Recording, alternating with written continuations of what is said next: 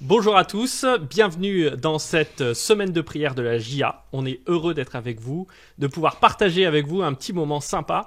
Avec moi, j'ai Mélo et Clément. Salut Mélo, salut Clément. Salut. On va partager aujourd'hui avec ce texte dans Jean 8 et cette question. Où sont ceux qui t'accusaient ?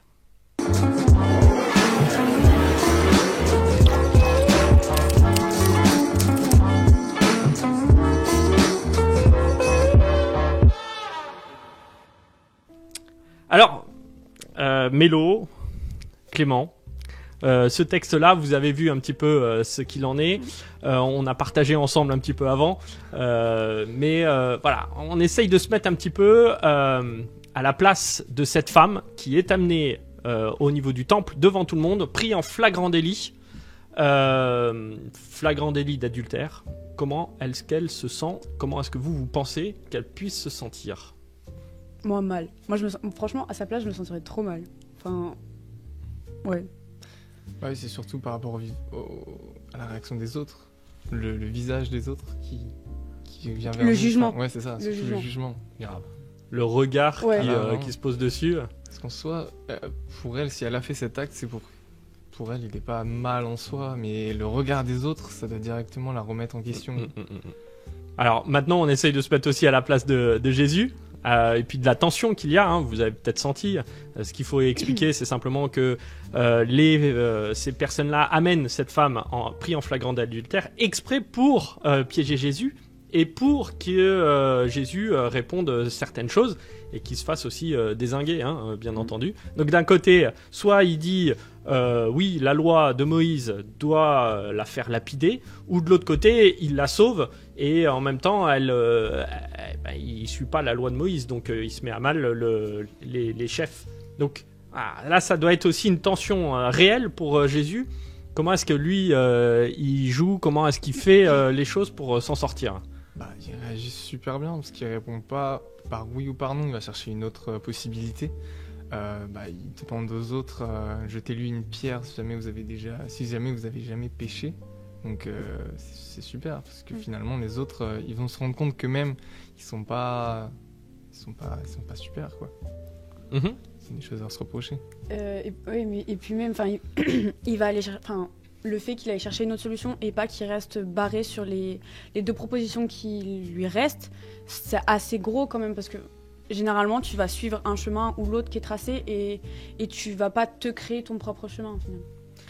Donc Jésus est en train de se créer son propre chemin. Ouais. Enfin, moi, selon ce que je vois, ouais. Du coup, il a totalement raison parce que les deux réponses attendues sont piégeantes. Donc finalement, il a bien réagi, quoi.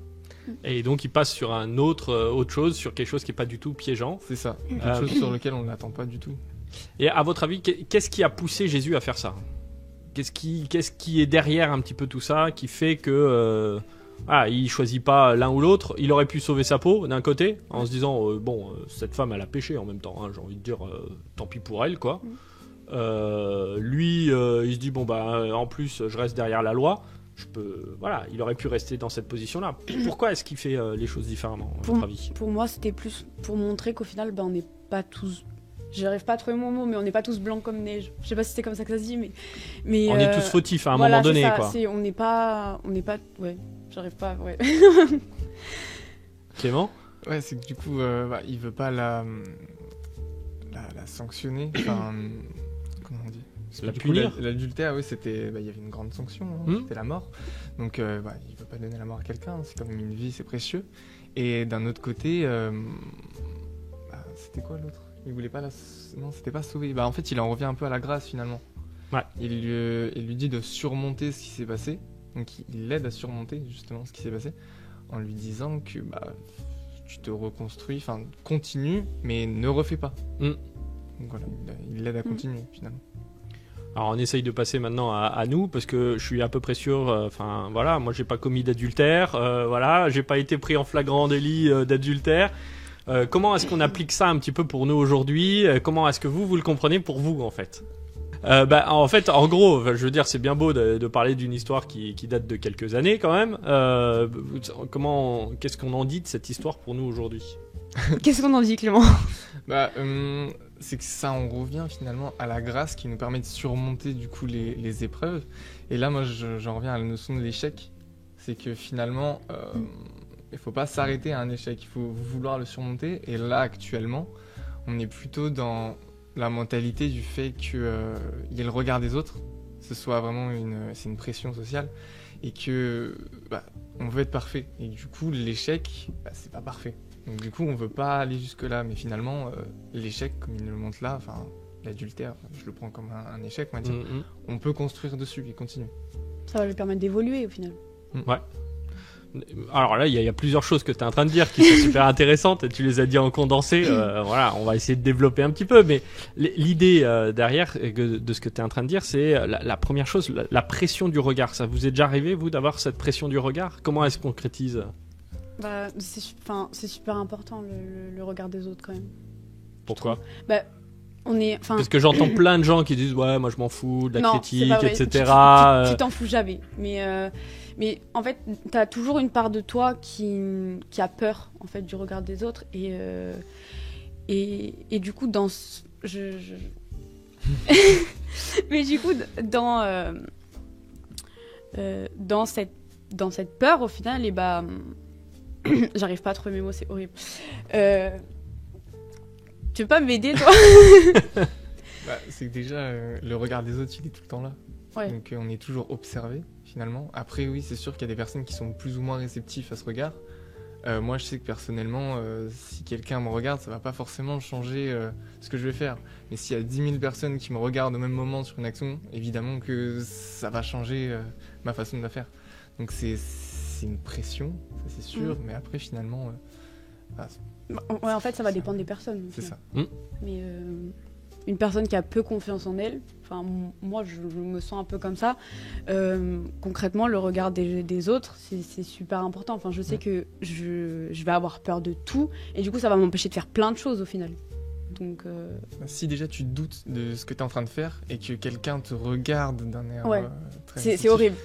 Tu horrible. Encore plus, même juste quand tu marches et que tu regardes quelqu'un qui te voit marcher et que tu te dis attends, est-ce que je marche bien? T'arrives plus à marcher. Vraiment, enfin, t'arrives plus à tu mettre mal. Tu te dis attends, mais comment on fait pour marcher déjà? Ouais, c'est vrai que en fait, ce que vous êtes en train de dire, c'est que le regard peut être jugeant, ou on a l'impression que parfois il est jugeant, et ça nous bloque en fait. C'est ça. Alors que des fois c'est rien du tout. Et dans ça, hein, on parlait de grâce tout à l'heure. D'ailleurs, Jésus dit moi non plus, je ne te juge pas. Qu'est-ce que ça peut changer, ça, que de savoir que le jugement n'est peut-être pas celui qu'on a imaginé, et là, en l'occurrence, Jésus ne juge pas, mais au contraire, il essaye de faire autre chose pour cette femme-là. Il la sauve, en fait. C'est ça qui est intéressant. Et cette grâce, c'est de sauver. Sauver peut-être du regard que l'autre peut avoir sur nous, etc. Qu'est-ce que ça change pour vous, tout ça? Pour moi, dans cette histoire, déjà, je sais pas si ça répond à ta question, mais en fait, pour moi, dans cette histoire, il va lui donner une seconde chance un peu. Enfin, et du coup, du coup, pour revenir à ce qu'on disait tout à l'heure, il va lui donner une seconde chance, ce qui va lui permettre au final d'évoluer et de grandir en fait, de lui permettre de devenir une meilleure personne au final. Et je pense qu'au final, dans notre vie, on a tous eu déjà ça. Pas que par Dieu, mais enfin, il y a d'autres personnes, il y a des amis, de la famille qui nous ont donné plusieurs chances. Et voilà. Et tout à l'heure, tu parlais d'échec. Hein, c'était un petit peu ça, hein, de se retrouver dans comment est-ce que je gère l'échec. Et d'ailleurs, on a une petite anecdote dernièrement où on était au camp. Et tu te rappelles de ça? Attends. Si, de ton jeu là. Donc, pour tous ceux qui nous suivent, hein, on a un petit moment où il y a eu un petit échec sur un jeu. Voilà. Comment tu t'es senti à ce moment-là sur cet échec? À ce moment-là, j'étais perdu parce que c'était un échec en boule de neige, on va dire. C'est que ça se finissait pas. Et j'étais perdu. Mais après, finalement, ça m'a permis de savoir ce qu'il faut pas faire déjà. Donc en fait, ça a été formateur en tout cas. Donc, moi, personnellement, l'échec, je le prends pas comme quelque chose de mauvais. Enfin, sur le coup, c'est sûr que c'est pas top. Mais après, avec du recul, ça peut qu'apprendre des choses. Donc finalement, je pense qu'on peut plus apprendre avec de l'échec que souvent avec des réussites. Alors, il est là peut-être la gestion de l'échec, d'apprendre de nos erreurs. Bah oui. Ouais. C'est sûr qu'il faut apprendre des erreurs. Et tout à l'heure, on parlait de la grâce. Est-ce que la grâce, si on essaye de comprendre un peu mieux la grâce, est-ce qu'on n'a pas là quelques éléments pour essayer de comprendre la grâce ? Est-ce que ce n'est que apprendre de nos erreurs ? Pour nos auditeurs, pour ceux qui écoutent là, qu'est-ce qu'on essaye de dire par rapport à la grâce ? Parce que c'est un concept qui est un peu, qu'on entend souvent, mais qu'on ne sait pas forcément toujours définir. Comment est-ce que on irait un peu plus loin dans cette notion de la grâce ? C'est que déjà la grâce, on l'a tous, on n'a pas besoin d'aller la chercher, on nous la donne. Là, tu vois, dans ton histoire, là, dans cette histoire bien pratique et concrète, là, tu fais une erreur sur un jeu. Comment est-ce que tu as expérimenté la grâce ? J'espère que tu as expérimenté la grâce.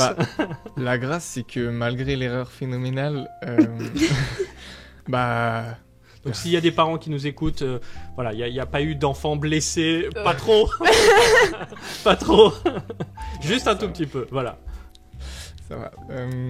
C'est que finalement, en fait, il n'y a pas eu de jugement par rapport à ce que j'ai fait. Tout le monde était là pour m'encourager. On a tous permis à... C'est ça. On lui a expliqué ce qui n'allait pas, parce qu'on faisait les réunions le soir, et du coup, en fait, on a tous été là pour lui montrer ce qui n'allait pas. Et en fait, pour moi, la grâce, c'est les personnes aussi, au final, autour. Mm-hmm. Enfin, le fait qu'il y ait les personnes qui l'aient soutenu, les autres animateurs, et ça lui a permis de reprendre confiance en lui, de pas passer outre, mais toujours d'évoluer et de pouvoir se perfectionner, merci, dans son animation de jeu. Ok. Donc, vu que c'est toi qui l'as vécu. Je parle. Oui, c'est sûr, j'ai été soutenu par tout le groupe, donc c'était super. Puis finalement, en fait, la grâce, on prend son erreur pour remettre tout à plat et pouvoir continuer, quoi. Faut pas s'arrêter sur une erreur, et la grâce permet de pouvoir continuer, justement. Donc la grâce, si je résume dans ce que vous dites, ce serait la capacité à rebondir, la capacité aussi à transformer, c'est-à-dire une erreur, plutôt qu'elle reste juste erreur, là on en rigole ensemble, mais au-delà, c'est aussi la capacité à le transformer et à faire en sorte que ce soit quelque chose de bon. C'est sûr. Après, il y a aussi un aspect de la grâce, c'est qu'elle vient de quelqu'un. Ouais. La grâce, je peux pas me gracier tout seul. Parce que souvent des erreurs, par exemple là, sur l'exemple qu'on a pris, j'aurais été tout seul, je serais resté sur mon échec. Alors que là, avec la vision de tout le monde, ça m'apporte la grâce, et finalement j'ai pu rebondir, mais du coup grâce aux autres. Voilà. Super intéressant, ça veut dire que la grâce, elle est aussi relationnelle, c'est-à-dire que c'est pas juste ad hoc comme ça, sans rien, elle sort pas de nulle part, quoi. Donc voilà. Bon, alors on a l'émission avance, et quand même nos auditeurs vont pouvoir partager de leur côté tout seuls. Quel défi est-ce qu'on leur lance à nos jeunes, à nos amis autour de la grâce ? Est-ce que vous avez une idée ? Peut-être tourner autour de l'échec. Ouais. Du fait que ils doivent passer au-dessus. Bon, c'est super compliqué, hein, mais de peut-être leur proposer. Ouais, je sais pas quoi dire d'autre que à part ça. Oui, on peut partir sur l'échec. Je trouve que c'est une notion intéressante par rapport à la grâce. Et du coup, je vais pas proposer à tout le monde de se rater sur quelque chose. C'est vrai que ça pose problème. Demain, vous allez tous rater votre pâte à crêpes. Vous allez noter pourquoi vous l'avez raté. Non, mais peut-être que ce qu'on peut peut-être dire, c'est simplement partager avec un ami, parce qu'on a dit que la grâce c'était relationnel, partager avec un ami une erreur que vous avez faite et essayer d'en tirer quelque chose, voire peut-être de demander pardon, parce que ça arrive aussi que parfois on ait fait des erreurs envers d'autres, et qu'on puisse simplement partager cette erreur, la surpasser et en tirer quelque chose de bon. C'est la fin de notre émission, on était heureux d'être avec vous, de partager avec Mélo et Clément autour de cette notion de la grâce. On a encore plein de trucs à dire, mais bon, on était obligé d'être coupé parce qu'il faut quand même que vous puissiez partager de votre côté. On est heureux et on vous retrouve surtout demain pour une autre petite émission ensemble et pour partager autour de la parole. Allez, bye bye.